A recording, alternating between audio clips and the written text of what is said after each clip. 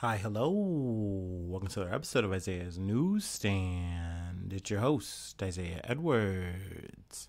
The date is July the 8th, 2024. Hopefully this episode finds you well, in good spirits, and high hopes. As for me, I'm doing pretty good. It's safe to say we got that lasagna today. Today was very Garfield. I will say, in my head a little bit, little life stresses here and there. But overall, work was accommodating. It was good, not too crazy. Got a decent amount of downtime. So we love to see that. I don't want to say good to be back, but good to be back in the swing of things at least. You know what I mean? So that's nice. Let's see here. Food Corner from last night was interesting. Bit of a scran meal. Threw some things together. I had bought some frozen sliders, some jalapeno sliders to be specific, from the White Castle variety from the store. I was just fiending them, had a little bit of a craving. I was craving, White Castle.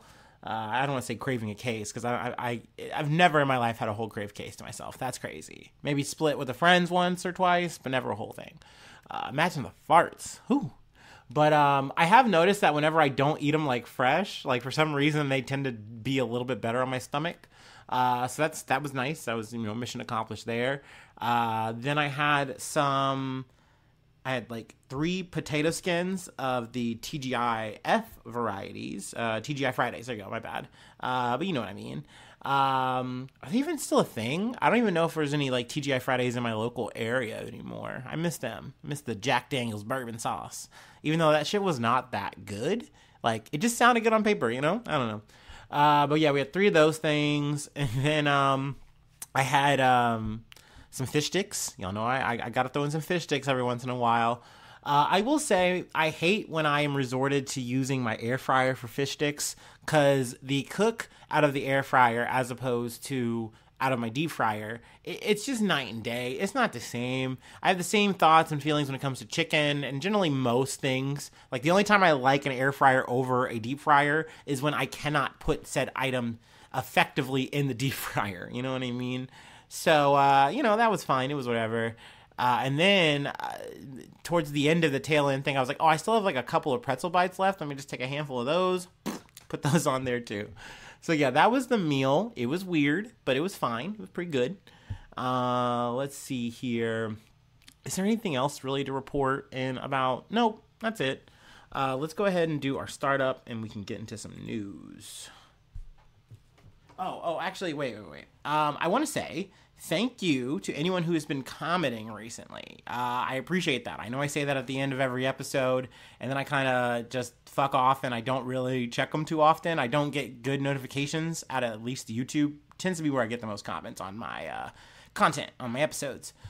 So, good or bad, I appreciate any feedback. It's nice. Sometimes I'll play the dozens back with you. Why not? But usually if you say something insightful or helpful, I'm super stoked and glad that you did that because not only are you helping out the audience of people who might come and see this comment, but you're helping me out. Like, I don't want to claim to you guys that I'm an expert on anything. I'm more of a blogger than anything else. I'm a human being. I'm here trying to do my best like anyone else out there. I don't, I got a high school degree and that's about it. Okay. So, if you want to keep coming for me, that's all well and good. I appreciate any kind of comment. But yeah, the positive ones really get the most attention out of me and get the most love back. So there you go. There's that. Anyway, let's go ahead and let's get to that startup.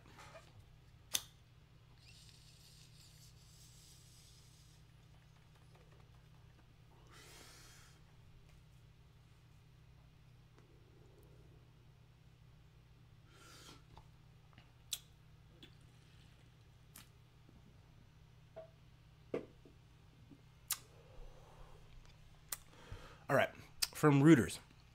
Russian missile attack kills 36, hits children's hospital, Ukraine says. Russia blasted the main children's hospital in Kyiv with a missile in broad daylight on Monday and rained missiles down on other cities across Ukraine, killing at least 36 civilians in the deadliest wave of airstrikes for months. Parents holding babies walked in the street outside the hospital, dazed and sobbing after the rare daylight aerial attack. Windows have been smashed and panels ripped off, and hundreds of Kyiv residents were helping to clear debris. I couldn't breathe. It was scary. I couldn't breathe. I was trying to cover my baby. I was trying to cover him with this cloth so that he could breathe. Said Svetlana Kravchenko, 33. The government proclaimed a day of mourning on Tuesday for one of its worst air attacks of the war, which it said demonstrated that Ukraine urgently needed an upgrade to its air defenses from its Western allies. Air defenses shot down 30 of the 38 missiles, the Air Force said. 50 civilian buildings, including residential houses, a business center, and two medical facilities were damaged in the Kyiv, the central cities of Kryvyi Rih and Dnipro, and two eastern cities, the interior minister said. Now they go into further details about like how many people were killed and wounded in each specific like city. We're gonna kind of skip past that, but I did just want to give an update on the situation going on in Ukraine. Obviously, things are still very grim, very harrowing. I know they're doing their best, but yeah, I just want to provide that update after I saw that. Let's see here. Another update, actually, from CBS News. Doomsday cult leader Paul MacKenzie goes on trial after deaths of 400 followers in Kenya. I'm realizing this year, I feel like, I guess over this year and last year, I've had a decent amount of Kenya news. But, what can I say? I'm an international podcaster. Oh, my God, I sound so dumb. I always do. The leader of a doomsday cult in Kenya went on trial on Monday on charges of terrorism over the deaths of more than 400 of his followers in a macabre case that shocked the world. Self-proclaimed pastor Paul MacKenzie appeared in a packed courtroom in the Indian Ocean port city of Mombasa along with 94 co-conspirators. Principal Magistrate Leah Juma ordered the removal of journalists from the court shortly after the start of the hearing to enable a protected witness to take the stand on camera. MacKenzie, who was arrested in April last year, is alleged to have incited his acolytes to starve to death in order to meet Jesus in one of the world's worst cult-related massacres. So yeah, my dude was on some Jim Jones shit. He was just getting there. Let's see. The father of 7 and his co-accused pleaded not guilty to the charges of terrorism at a hearing in January. The 55 men and 40 women also face charges of murder, manslaughter, as well as child torture and cruelty in separate cases. The remains of more than 440 people have been unearthed so far in a remote wilderness island from the Indian Ocean coastal town of Malindi, in a case that has been dubbed the Shakola Forest Massacre. I don't think when we talked about this last time, I don't think they had the name of it yet, like that title. So there's that now. Autopsies have found that while starvation appeared to be the main cause of death, some of the victims, including children, were strangled, beaten, or suffocated. In February, MacKenzie pleaded not guilty to the murder of 191 children whose bodies were found in mass graves. Previous court documents also said that some of the bodies had their organs removed. So that's a new update that we did not know about, and now we do, and that sucks. Prosecutors said in a statement that they plan to call about 90 witnesses to testify, as well as show physical and digital evidence. The prosecution will present evidence to illustrate that the accused did not function merely as a fringe group, but rather as a well-organized criminal enterprise operating under the guise of a church under the leadership of MacKenzie. It's crazy that this dude started off as a taxi driver, and then within the span of several years, he leveled up into a cult leader, and not just any kind of cult leader, a death cult leader. It's very extreme, and really it's sad too, because this is something that Kenya as a nation state watched and more or less allowed to happen. They were investigating, they were looking out after it, but at the same time not getting anything to stick to this man, and that is crazy. A reference I kind of wanted to pull from, let's see here. Yes, this is a Wikipedia entry, but let's see. Before the founding, MacKenzie worked as a taxi driver in Nairobi from 1997 to 2003, during which he was charged 4 times for his sermons, but was acquitted due to lack of evidence. So like they would be on like the edge of getting him, but not have enough to pin him down, and he would just go and then grow his following. Also, he used like the pandemic as like a literal launching pad for his cult to be like, hey, I'm telling you guys, in the future, there's going to be a great virus, which is like saying something like that is very vague. But like when you say that and then less than like a few years or so, it happens, you sound like Nostradamus to people. And that can completely inspire people to do whatever the fuck you tell them to do, which is more or less what this guy did. Very fucked up guy. Once again, it's a shame that he was able to grow and cultivate this kind of following. But yeah, I really hope that they get this motherfucker and his co-conspirators that helped and benefited off of this cult. And hopefully we can kind of close this chapter with an actual conviction. And this guy doesn't fucking slip away or some shit like that. But I really do think that they're going above and beyond to make sure that this guy gets got. Because, I mean, this shit made, international headlines. So, yeah. Speaking of things that made international headlines and an update, we got another thing coming. You got another thing coming. All right, anyway, sorry. From The Insider, who weirdly tried to paywall me after trying to read this a second time. Tis. Shame on you, Insider. I'm getting this also from Yahoo Entertainment. We love a good dodge. Fuck a paywall. But yeah, boo.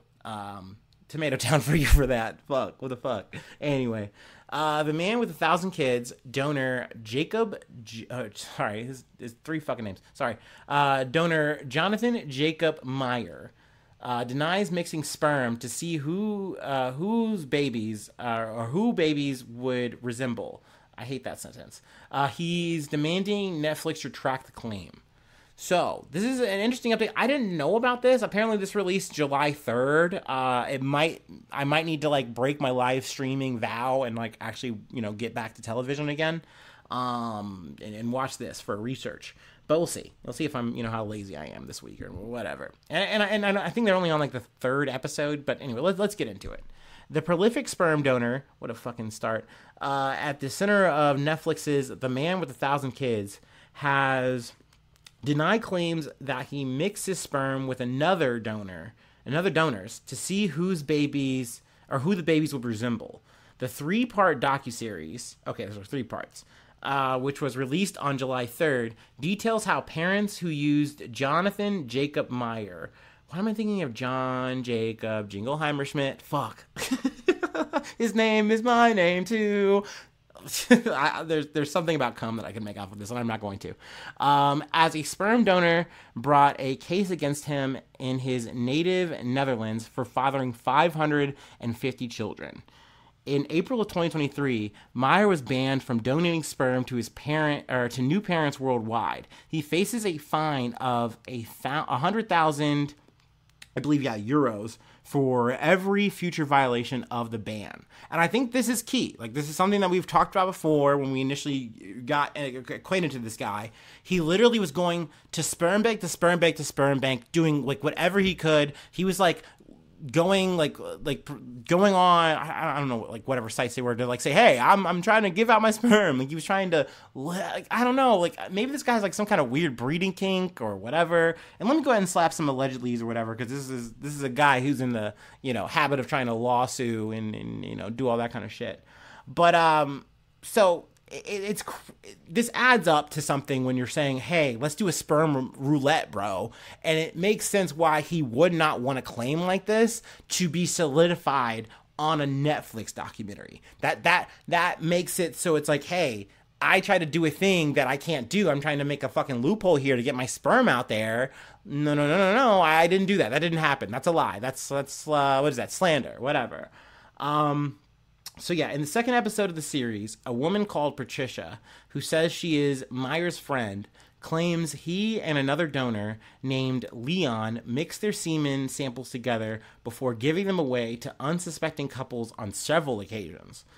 Patricia described it as a game. Describing the pair's alleged approach, she said, let's do a sperm roulette and see who wins. This sounds like an ookie cookie without the cookie. God, it's so gross to me. And like, it's also gross because I really do feel like Meijer has an intent of, like, once again, spreading his seed as far as he can, as fast, as wide as he can. Like, yeah, bro, please don't do this. Like, and maybe this is just me as a guy who really, like, doesn't have a big urge to procreate anymore. I don't know if it's not a big thing for me. I mean, every once in a while, I think about it. But, like, I'm kind of okay with not having kids at this point at 33. But, like, it's crazy that there's someone out there who's, like, completely the opposite. And, like, not almost, a very depraved way. Like, if you are giving so much sperm that they had to ban you, brother, it's time to just look within. You know what I mean? Let's just, freestyle that shit. You don't need to put that in a cup for anybody, okay? Just keep it, or not, don't keep it, but, just don't be weird with this shit, man. It's strange to me. I'm sorry. But anyway, let's go to, I guess, his defense that he's trying to launch here and flip into a potential lawsuit. So, let's see. On July 3rd, Meijer appeared in a live stream interview with Patricia on the Down the Rabbit Hole YouTube channel and challenged her accusation that he swapped sperm with Leon. Patricia said that she only recounted what Leon told her, but accepted she couldn't prove the claim. I didn't say that. I said it was mentioned by Leon and could be possible. I never said, because I wasn't there.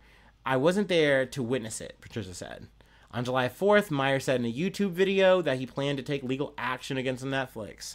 I filed the report against slander for the statement that I swapped or mixed sperm with another donor, Leon. I've never done that. Without clarifying what the report referred to, it's a blatant lie, and Netflix will have to remove it, or I will make a legal case. Money, money.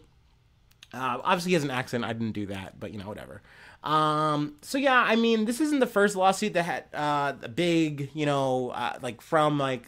we did a Netflix documentary or a show lawsuit. I kind of missed one that happened in June.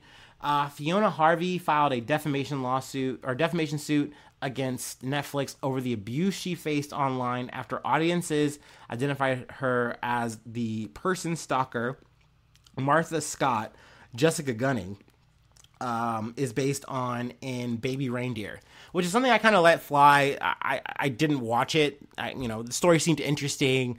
I don't know. I'm kind of on the side of, like, Netflix here, weirdly enough. I don't really think that this lady has a claim. I think that the guy was, like, clearly it's like, this is the person if you just do the research, but he didn't use her name. I don't think it's actually like, hey, you can claim defamation because you're the person who said, hey, it's me. I'm the one that they're referencing here. See, this is totally me, pound for pound. That's self-incriminating, I feel like. I don't know. But hey, once again, I'm not a fucking lawyer. But yeah, back to Meijer. We'll see if he actually winds up, getting money, whether it be a settlement or a full, verdict, or whether he gets laughed out of court. Who fucking knows? Netflix hasn't responded. At least to the Business Insider. I don't think they've made a statement on the matter. So yeah, those are those stories. One more thing I wanted to cover, and then I'll let you go.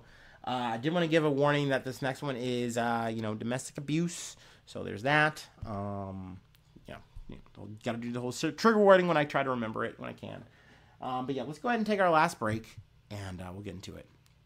Oh, also, I think one of my favorite quotes was, "Are you high, dude?" That was so funny. That was like one of my favorite YouTube comments that I read today. Because it's like, oh, ma'am, I think you've missed the whole plot, like the whole subtext. I really feel like it's not subtext. Sometimes it's just said very blatantly. But yeah, anyway, let's do our last break, and we'll get into some, bad news.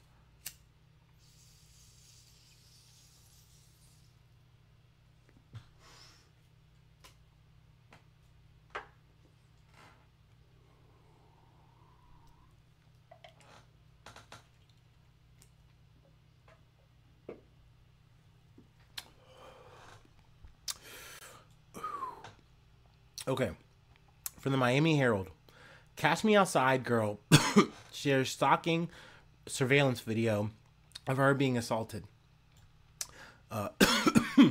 Baja Barbie shocked her fans Sunday after sharing and then deleting a disturbing clip of her being beaten up. In the grainy surveillance video, Captured by a few of her alert followers, the rapper known as Danielle Rigoli is seen fighting with Levon, the father of her baby daughter, outside of a home. During the brief altercation, which was time-stamped a little after 4:30 on June the 30th, Rigoli is thrown to the ground. The Boynton Beach native, erstwhile known as the tough-talking Cash Me Outside girl on Dr. Phil, also shows pictures of her face swollen and bruised with a black eye. In the subsequent post, Baja Barbie claimed that she and Levon, aka X Game LV, I gotta say I have not really heard of this guy. I've only seen him in pictures with Baja Barbie. Are estranged, and he was trying to take custody of their infant, Callie Love, born in March. Say whatever you want, wrote the 21-year-old internet personality, but trying to take my baby away, or trying to take my baby is crazy. It is unclear where the alleged incident occurred because lately Bergoli has been posting from Los Angeles. But in April, she bought a $6.1 million home in Boca Raton, reportedly with cash from her OnlyFans earnings. Now, I feel like they add that to just add more insight into her life. I would hope they would not do that in like a shaming kind of way. But yeah, she does have an OnlyFans. She has made, a substantial amount of money off of it. Obviously, that doesn't matter in this context. But I love that man more than I love myself, she wrote of the artist, whose Instagram is now private. I know the easy way out is to leave, and that's better said than done. Right now, there's no room for mistakes, and he knows that. So I know that says earlier in the article above this that I think that he is the fellow rapper is seeking the help he needs. So maybe he's going to like some kind of like rehab or therapy or something like that. So yeah, this is just something that, creeped onto my timeline, and I figured, hey, let's make some time to talk about it. I know it's some kind of sad, somber news to kind of close out on, but figured, hey, let's talk about it. So yeah, that is the episode. That is all we have for today. If you'd like to help out, support the effort, you become a newsie today. Patreon.com/IsaiahNews. Free way to hit me up, IsaiahNews1@gmail.com. Also, feel free to follow me on any of the socials you're on. You can contact me, comment on a thing. Like I said, we got the YouTubers going out. I love that. I love to see it. But yeah, feel free to comment on whatever. I'll try to see it. If you notice that I haven't commented, like maybe you're on some random thing and like you've been commenting and I just haven't, please reach out. Like you can do a Facebook DM. That's not parasocial to me as long as you're not weird or whatever. Please, I love getting feedback. I love talking about news with people. I technically even have a Discord. No one uses that thing, but like it's there. It exists. It's free. So these are all ways to get at me, contact me. But subscribing to the YouTube does help. Whether you love me, you hate me, just hit that button. You don't have to actually hit it, but I prefer, you do actually check out the episodes, of course. But, hey, either way, I appreciate any and all kinds of reactions, any kind of viewing. It's great. I love seeing that even the TikTok is getting a little bit of motion, It's nice. I really appreciate seeing y'all and knowing that I have at least some kind of audience listening to me, ramble and whine about whatever's going on that day, that week, whatever, or even that year. But anyway, I hate Friends. I'm sorry. I shouldn't even use that. Okay, that's it. That's all I really have. That's the episode.